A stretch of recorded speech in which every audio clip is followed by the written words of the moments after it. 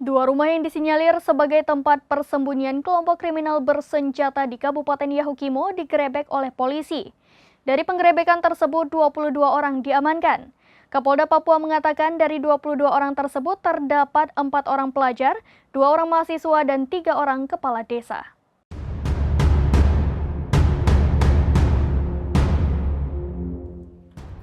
Dua rumah disinyalir persembunyian kelompok kriminal bersenjata dan simpatisannya di Kabupaten Yahukimo, Papua Pegunungan digerebek polisi.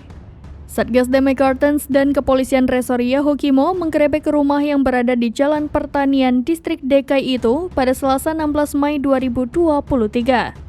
Ada 22 orang yang diamankan dalam penggerebekan itu. Polisi juga menyita barang bukti berupa senjata tajam, senjata tradisional, dan senapan angin dalam penggerebekan itu.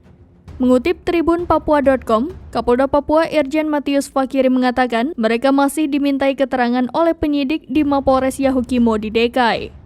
Fakiri mengatakan dari 22 orang yang diamankan terdapat 4 orang pelajar, 2 orang mahasiswa, dan 3 orang kepala kampung.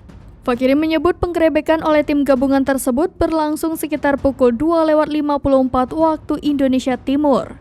Penggerebekan dipimpin oleh Kabak OPS Polres Yahukimo AKP Alwi Wairoy.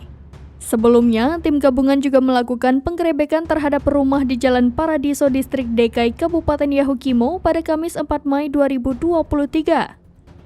Rumah itu juga diduga sebagai tempat persembunyian KKB. Saat itu, 9 orang yang berada di rumah tersebut pun diamankan. Demikian informasi terkini Syeda Relun. Saksikan terus berita lainnya di kanal YouTube Serambi News, website dan Facebook serambinews.com.